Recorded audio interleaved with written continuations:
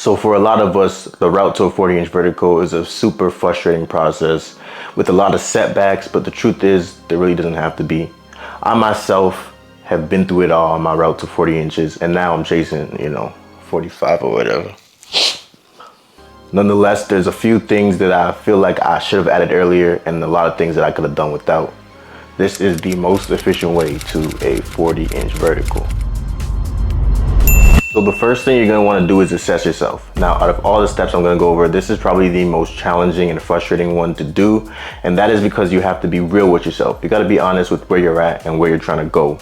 So essentially, you're going to be measuring your vertical jump, your wingspan, standing reach, muscular imbalances, checking for any chronic or reoccurring injuries such as jumper's knees or Achilles tendonitis. You're going to weigh yourself. You're going to check your body fat percentage. Are you overweight? Basically get a reading of where you're at physically. And then you're going to check for your jump technique. Are you a 1 foot jumper? Are you a 2 foot jumper? Which one feels better? If you're a 2 foot jumper, is it left, right takeoff, right, left takeoff?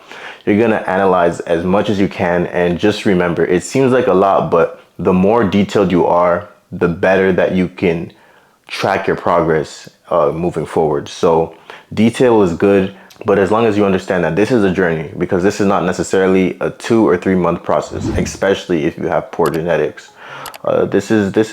Could be a year, this could be 2 years. This is a process, and you really have to commit yourself to training hard and pushing yourself. And as long as you understand this is a journey and it's not going to come super quick for a lot of you, you'll be able to be successful in achieving your goals. Now, if I just overloaded you with a bunch of information, you're thinking, what's the bare minimum that I need when I'm doing this assessment? It's gonna be your current vertical jump, your injury history, and then your jump technique. Those are the 3 things that are the most important. Everything else I named, like body fat percentage and all that stuff, is still super important and very beneficial for you to know, but I won't put it in a necessity.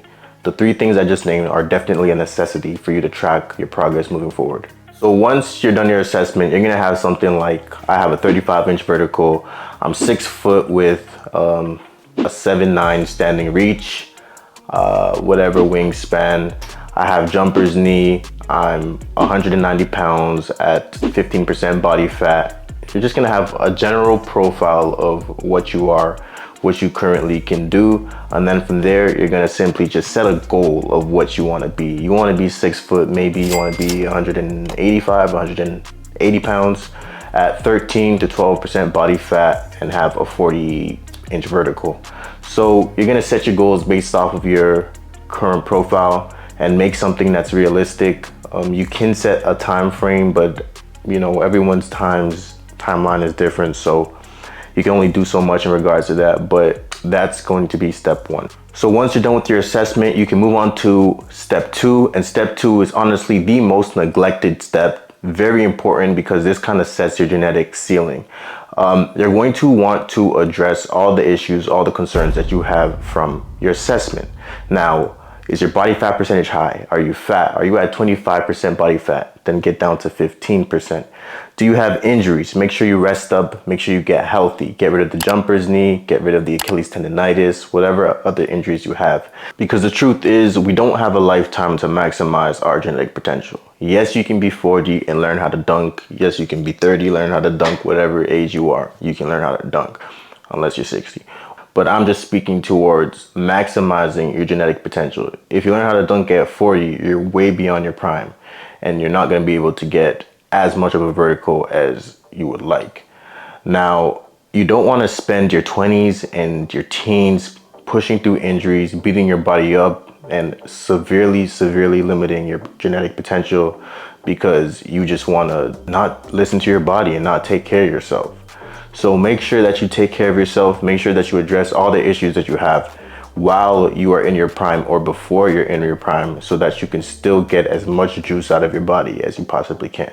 So the most common issues I see that come out of your assessment are going to be your weight, your body fat percentage. If you're overweight and if you're heavy, get on the meal plan, get on a diet, take care of yourself, get that weight down, drink a lot of water, and you'll be good. It's simple. Just lose the weight and you'll be okay. If you have jumper's knee, you gotta stop jumping. You gotta stop playing basketball for a little bit. Get your knees to the point where when you're resting, there's no pain. And then you can start introducing isometrics, and heavy slow loading. And that'll help your knees get to a place where you can jump again. You know, do you have anterior pelvic tilt? If you have anterior pelvic tilt, I have a severe one. You have weak abs, weak glutes, tight hip flexors, and a tight lower back. You gotta address that.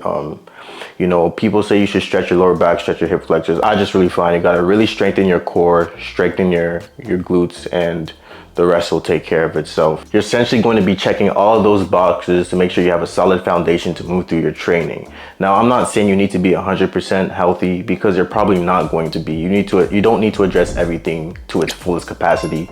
You just need to be at a place where you are functional and somewhat pain-free, so that you can push yourself and give about like 95 plus effort in your training. You don't want to be progressing or attempting to increase your vertical when you can only give 80% effort, because you really need to push your body to its limits for your body to make adaptations. You can't do that at 80% effort. You might be able to do that at 90% effort, but try to get up to that 95% capacity of you knowing that you could move, you know, roughly 95% of your maximum weight, or whatever the case is.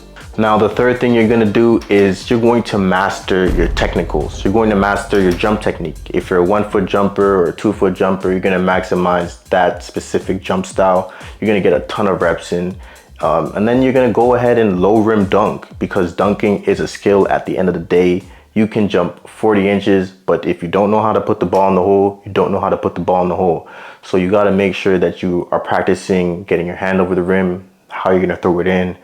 Master your technicals, but most importantly is your jump technique.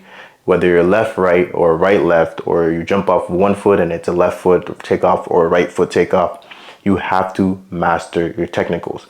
You're also going to master things like your sprinting technique, because it's going to come in handy when you're training. You want to make sure that you have good sprinting form and things of that nature. If you're relatively young, you may want to consider mastering some body weight exercises, like things like squats or lunges. And if you want to get into some upper body training, you can do some push-ups and stuff. Make sure that you know you have good form in certain things at your body weight, because when you're introducing weight, you don't want to take that chance of injuring yourself.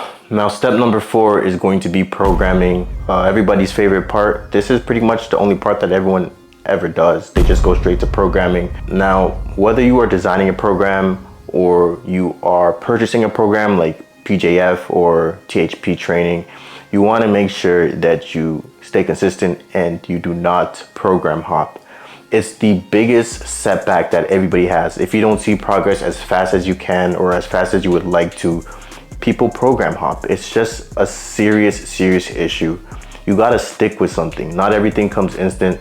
Some programs are designed in a way where in the first couple months you don't see that much progress, and then you just shoot up month 3, 4, 5, you know what I mean? So you have to stay consistent, because you could make a lot of progress in the first 2 months, and then you may have a slow period, and then you may have, like, that slow period may be a setup for something great.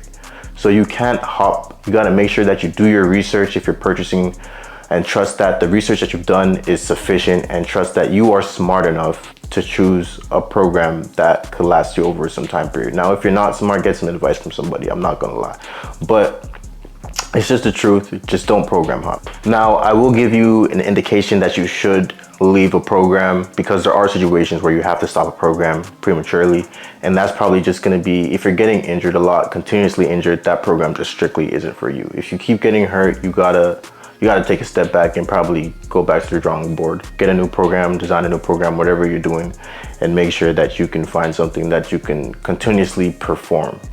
Now, some of you have a little bit of experience, a little bit of knowledge on vertical jump training. Go ahead and design your own program. You'll save a lot of money, and it may work out better for you in the long run. Just make sure you keep in mind the basics: periodization, exercise variety, progressive overload, and you should probably be good. But if it's not working a year in, maybe you're not as smart as you think you are, go ahead and buy a program. Don't be ashamed. Don't keep wasting your time. But on the other hand, if it's going okay, but not as great as you'd like it to be, redesign your program. You live and you learn. Like, that's the best way to put it. Step number 5, you're going to retest and repeat. It's just that simple. You're going to go ahead and reassess yourself, your body fat percentage, compare all the progress that you've made. You have your assessment from the beginning, and you're just going to compare that to where you are today. And then you're going to look at it and say, hey, I did great on this program. I increased my vertical 5 inches. I lost a ton of weight. And I'm going to do it again. Or I'm going to assess and say, hey, my progress was not that great, and I may need to consider other options. I need to consider other programs where I went wrong. Was I getting hurt too much? You're just going to retest all of your current benchmarks, and you're going to repeat the process. And you're going to keep doing that until you say, I don't want to increase my vertical jump anymore.